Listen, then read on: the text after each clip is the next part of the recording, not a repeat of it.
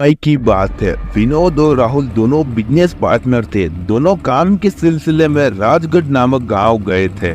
दोनों को लौटते लौटते काफी रात हो गई। राहुल बाइक चला रहा था और विनोद बाइक के पीछे बैठा था। सर्दी का मौसम था। खून जमा देने वाली ठंड पड़ रही थी। दोनों ही एक सुनसान एवं डरावने रास्ते से गुजर रहे थे। रात के करीब 11:30 बज चुके थे। भाई कब से चल रहे हैं? रायपुर गांव इतना दूर तो नहीं है। हाँ भाई, और अब मुझे भी ठंड लग रही है और कोहरा काफी ज्यादा है। आगे कुछ दिखाई नहीं दे रहा है। आसपास इस घने जंगल के अलावा और कुछ भी दिखाई नहीं दे रहा है। भाई राहुल, अगर तुझे आसपास कोई गांव या होटल दिखाई दे तो कहना, मैं बाइक वहीं रोक दूंगा, क्योंकि अभी रात काफी ज्यादा हो गई है। कहीं ठहरने का इंतजार होगा तो ठहर जाएंगे। हमें रास्ता नहीं भटकना है, नहीं तो पेट्रोल भी कम है। फिर दोनों उस गहरे काले अंधेरे में अपनी बाइक पर चल रहे हैं। कुछ ही देर जाने के बाद अचानक राहुल की बाइक बंद पड़ जाती है। भाई क्या हुआ? इस जंगल में अचानक बाइक क्यों रोकी? अबे बाइक रोकी नहीं है मैंने, जल्दी जल्दी बंद हो गई। शायद पेट्रोल खत्म हो गया। फिर दोनों बाइक स्टार्ट करने की खूब कोशिश करते हैं, लेकिन बाइक है जो स्टार्ट होने का नाम ही नहीं ले रही है। अब क्या करे? भाई यहाँ आसपास तो दिखाई भी नहीं दे रहा है। अरे भाई वो देख, वहाँ कुछ लाइट की रोशनी हो रही है। शायद वहाँ गांव है। हाँ भाई, चलते हैं। शायद पेट्रोल की या होटल की व्यवस्था हो जाए। आज रात वहीं रुक जाएंगे, कल सुबह जल्दी से यहाँ निकल जाएंगे। फिर राहुल और विनोद उस गांव की तरफ चल पड़ते हैं।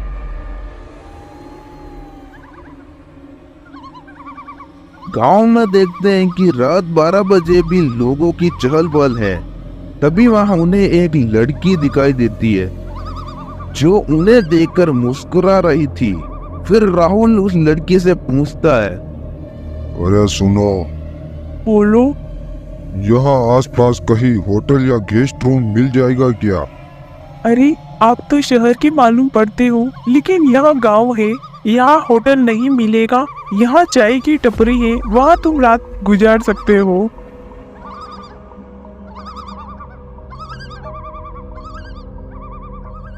फिर दोनों उस टपरी की तरफ चल पड़ते हैं।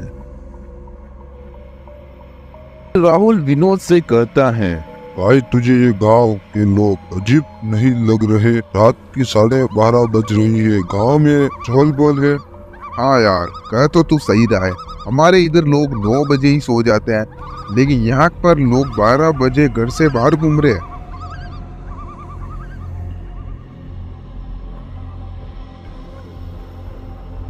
दोनों चाय की टपरी के पास पहुंच जाते हैं। वहां कुछ लोग चाय का आनंद ले रहे थे और साथ ही वहां पर आग भी जल रही थी। आओ भाई, ठंड काफी ज्यादा है, यहाँ पर आग लग रही, आकर बैठ जाओ, थोड़े गर्म हो जाओगे। भाई रामो, मेहमान के लिए चाय लगाना जरा। फिर दोनों पास ही की ब्रेंच पर बैठ जाते हैं और राहुल कहता है, भाई इन गांव वालों के चेहरे तो देख, कुछ अजीब नहीं लग रहे? राहुल बेंच पर बैठता है। उसे अजीब बेचैनी होने लगती है। हाँ भाई चल, इस ठंड में गरम गरम चाय पीता है। फिर दोनों चाय लेते हैं, लेकिन राहुल को चाय से अलग ही महक आती है। राहुल चाय नहीं पीता। सबकी नजर बचाकर राहुल चाय फेंक देता है, लेकिन विनोद चाय का आनंद ले रहा था। अच्छा बेटा, बाहर के लगते हो, चलो कुछ बातें करते हैं। कुछ अपनी सुनाओ, कुछ हमारी सुनो। विनोद चाय खत्म करता है। अचानक विनोद जोर जोर से खांसने लगता है। अरे विनोद, क्या हुआ? ठीक तो है ना? इधर विनोद खून की उल्टी करने लगता है और एकदम से जमीन पर गिर जाता है। यह सब देखकर राहुल काफी ज्यादा हैरान हो जाता है। राहुल विनोद को उठाने की कोशिश करता है, लेकिन विनोद का शरीर एकदम ठंडा पड़ जाता है। अरे विनोद, उठ उठ, जल्दी, क्या हुआ तेरे को? इधर मौसम बदलने लगता है। जोर जोर से हवा चलने लगती और कोहर बढ़ने लगता है। जलती हुई आग अचानक बुझ जाती है और उन गांव वालों के चेहरे बदलने लगते हैं। सब लोगों की आंखों की पुतलियां गायब हो जाती है। तभी अचानक विनोद उठ खड़ा होता है। विनोद की आंखें भी सफेद हो चुकी थी। सभी लोग राहुल को अपनी तरफ बुलाते हैं। फिर राहुल तेजी दिखाते हुए जोर जोर से जंगल से भागने लगता है।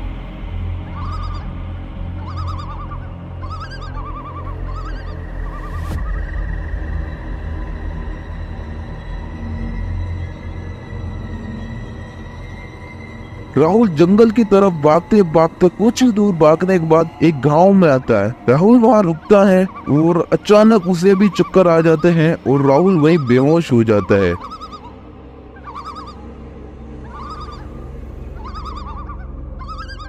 अगले दिन राहुल की आंख खुलती है तो वो देखता है कि आसपास के बहुत सारे लोग हैं।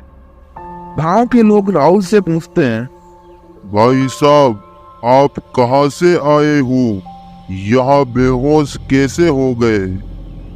फिर राहुल पिछली रात की सारी बात गांव वालों को बताता है।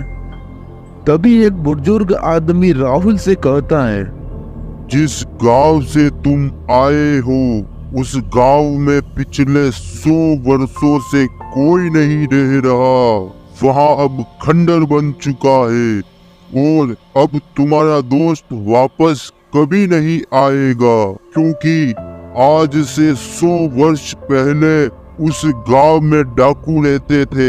एक दिन वहाँ एक भयानक हादसा हुआ जिसके कारण पूरे गांव वाले मारे गए। वो लोग मर तो गए लेकिन उनकी आत्मा वहाँ आज भी भटकती है और जो राहगीर उस गांव में जाता है उन्हें चाय में कुछ मिलाकर मार देते हैं। फिर गांव वाले राहुल को उस गांव में ले जाते हैं।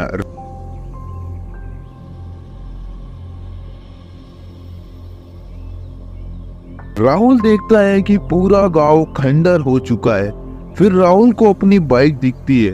फिर वह उसके पास जाता है।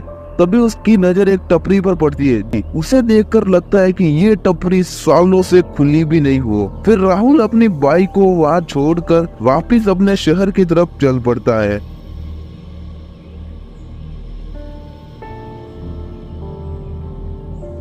राहुल जब भी इस हादसे को याद करता है तो उसकी रातों की नींद उड़ जाती है।